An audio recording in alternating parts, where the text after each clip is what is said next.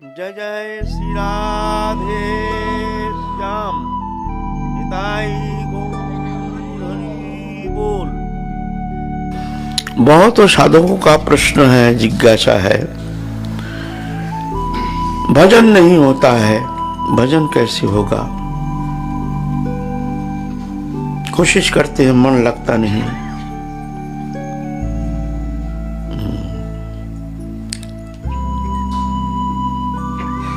तो भजन जो है ये अंतःकरण वृत्ति, ये इंद्रिय वृत्ति नहीं है। इंद्रिय वृत्ति है भजन अनुशीलन।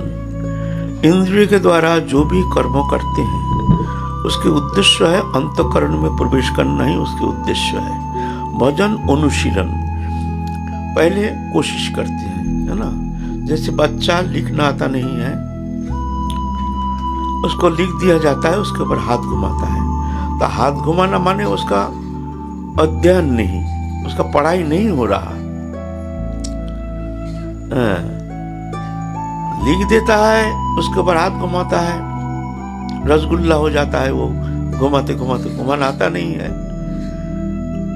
फिर पोज दिया जाता है मैया के, क्या किया है इसको, ये क्या, ठीक से घुमा, हाथ घुमा। फिर जा करके लिख देते नया करके, फिर हाथ घुमाता है। अनमना हो करके मन तो लगता नहीं है, फिर रसगुल्ला हो जाता है। फिर मैया डांटते हैं, फटकार देते हैं, फिर लिख देते हैं हाथ घुमाओ। उसके बाद एक दिन घुमाते घुमाते घुमाते घुमाते एक दिन वो स्वयं लिख लेता है। अब अगर कहेंगे जो भाई वो पहले जो रसगुल्ला बनाया वो सब बिथा गया, बेकार गया, उसको तो कोई काम में आया नहीं। पीछे उसने लिखना सीख गया, लेकिन पहले जो साल भर हाथ घुमाया सब बेकार गया है? बोले ना, उसका एक भी रेखा अंकन का जो चेष्टा है वृथा नहीं गया। एक भी रेखा अंकन का जो चेष्टा, एक भी रेखा अंकन वृथा नहीं गया। समस्त रेखा अंकन करने का जो समष्टि है वो है, पीछे वो लिख लेता है। उसके समष्टि सब मिला करके वो जो एक दिन लिख लेता है उसका रिजल्ट है ना। तो ऐसे ही पहले हमारा मन लगता नहीं है भजन में,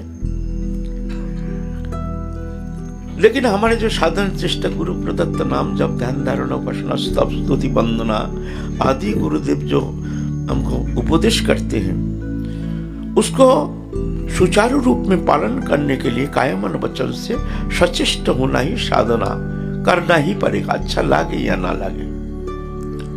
कोई कहते हैं बाबा मन नहीं लगता है, माला कर रहे मन नहीं लगता है। बोले मन के पीछे मत दौड़ो, गुरुदेव जो आदेश किया तो करते रहो,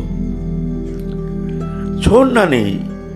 और अधिक से अधिक समय चेष्टा करो, ये अभ्यास करना ही पड़ेगा। तुमने पहले अभ्यास नहीं किया, मन नहीं लगता, तुमने भजन छोड़ दिया, कभी तुम भजन नहीं कर पाओगे। अगर भजन में प्रवेश करना है, संसार से निवृत्त होने के लिए भगवत चरण में शरणागत होकर के तुम अगर वो प्रेम प्राप्त करना चाहते हो, तुमको ये अनुशीलन करना ही पड़ेगा, इसका कोई ऑप्शन नहीं। अच्छा लगे ना लगे देखना ही है, नहीं अच्छा लगने मत देखो। अभ्यास जुग जुक्त नचित सान्यगामिना परमं पुरुषं दिव्यं जाति पार्थ अनुचिंतन। अनुचिंतन करने का भी अभ्यास करना जरूरी है। अभ्यास करना पड़ेगा, पहले अभ्यास, छोड़ना नहीं है ना। तो इस तरह से धीरे धीरे अभ्यास करते एक दिन जा करके तुम्हारा भजन शुरू हो जाएगा, मन लग जाएगा धीरे धीरे। भजन का तो स्टेज है ना, पहले श्रद्धा, फिर साधु संग, फिर भजन क्रिया, फिर अनर्थ निवृत्ति, फिर निष्ठा, फिर रुचि, फिर आसक्ति, फिर भाव, फिर प्रेम। ये 9 मंजिला मकान है।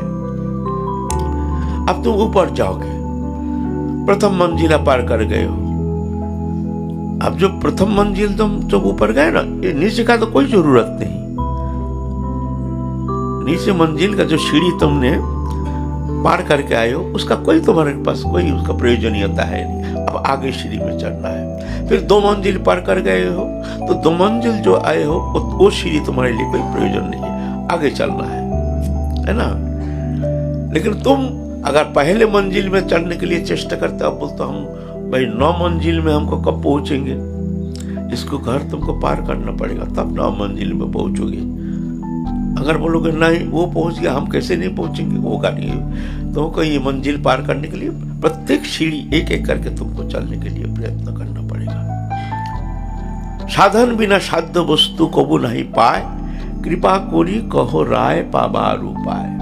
महाप्रभु राय रामानंद को प्रश्न कर रहे हैं, जो साधन बिना साध्य वस्तु जो प्रेम है वो मिलेगा नहीं।